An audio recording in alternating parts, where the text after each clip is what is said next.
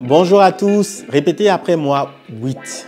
Eh bien, c'est le nombre de cas d'usage de Terraform que nous allons voir ensemble dans cette vidéo. Si c'est la première fois que vous me suivez, je suis Béranger Guédou, je suis fondateur de Datacori et chez Datacori, nous aidons nos clients à valoriser leurs données depuis l'idéation, en passant par l'implémentation et en terminant par l'activation sous forme de dashboard ou d'intelligence artificielle. Donc, sans plus tarder, allons dans le vif du sujet. Avant d'attaquer les points, il est important de définir ce que c'est que Terraform et ce que c'est que l'infrastructure as code. Terraform est un outil d'infrastructure as code. Il n'est pas le seul, il peut y en avoir d'autres. Ce qui est intéressant chez Terraform, c'est qu'il ne dépend pas du cloud provider. Donc, il est agnostique au cloud provider. Et donc, l'infrastructure as code, en fait, revient à pouvoir, dans un fichier, par exemple YAML ou du code, par exemple Python, de pouvoir décrire dans ce fichier-là, au travers de code, l'infrastructure que nous voulons provisionner. Donc, si vous voulez déployer une base de données et un serveur,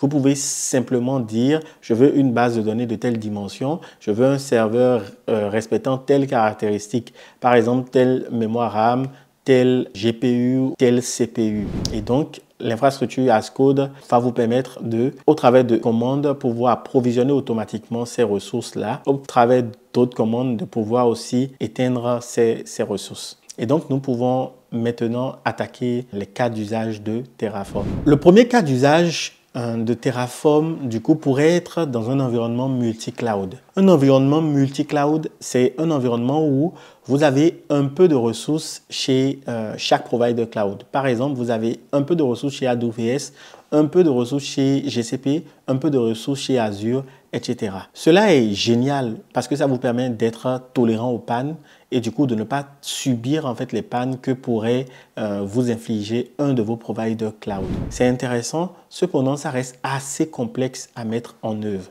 Et donc Terraform va venir à la rescousse dans le sens où il vous facilite la gestion et l'orchestration d'un environnement multi-cloud qui est plutôt grand et complexe. Et donc, Terraform le fait en vous fournissant une seule manière de travailler, donc un seul workflow qui, du coup, permet d'abstraire les différences qu'il peut y avoir entre chaque provider cloud. Donc, la manière dont vous utilisez Terraform dans GCP est exactement la même manière que vous l'utiliserez dans AWS et exactement la même manière que vous l'utiliserez dans Azure. Donc, il simplifie les choses. Le deuxième cas d'usage où vous pourriez utiliser Terraform est, comme on l'avait dit, Terraform vous permet de provisionner en fait une infrastructure qui est grande et complexe et donc il va vous permettre de déployer votre infrastructure, de pouvoir monitorer donc regarder l'état de votre infrastructure ou de pouvoir dimensionner à la hausse ou à la baisse vos ressources dans votre infrastructure. Et sachant que Terraform le fait bien, il est d'autant plus intéressant qu'il le fait en respectant les dépendances entre les infrastructures. Supposez que, par exemple, vous devez déployer un serveur et une base de données. Or, dans ce serveur, il y a une application qui aura besoin d'utiliser la base de données.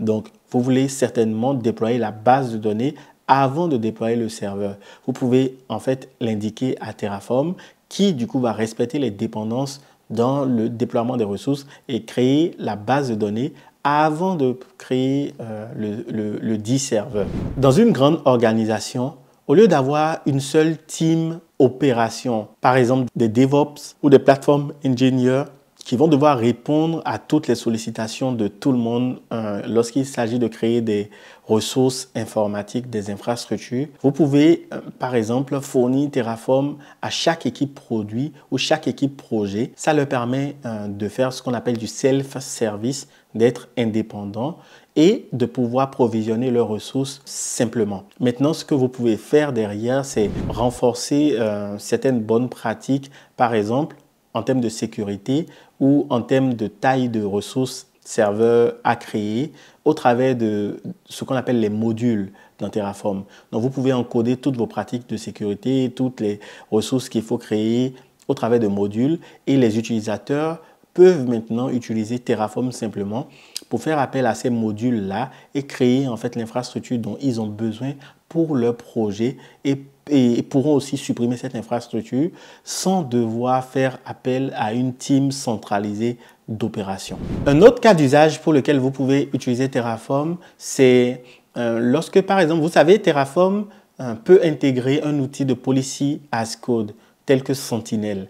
Et donc, au travers de cet outil, vous pouvez mettre des restrictions pour garantir la conformité et la gouvernance. Donc, vous pouvez dire, on ne peut pas créer des ressources de telle dimension, on ne peut pas faire telle chose, on ne peut pas faire telle chose au travers de mon organisation. Et donc, Terraform l'encode automatiquement et l'intègre du coup. Et dès que les utilisateurs vont vouloir créer leurs ressources, au lieu de faire des tickets, et ces tickets seraient soumis à validation, ils peuvent directement utiliser Terraform et tout compte fait, la ressource ne sera pas provisionnée si elle ne respecte pas les policies du coup que vous avez définies au travers de votre organisation. Terraform vous permet aussi de pouvoir créer un cluster Kubernetes, de pouvoir gérer en fait toutes les ressources de ce cluster, par exemple les pods, les déploiements et les services. Terraform peut vous permettre de faire des économies. Imaginez que vous avez 3 environnements pour déployer vos applications. Un environnement de test, un environnement de staging et un environnement de production. Il n'y a pas de raison que l'environnement de test et l'environnement de staging restent provisionnés si vous ne les utilisez pas.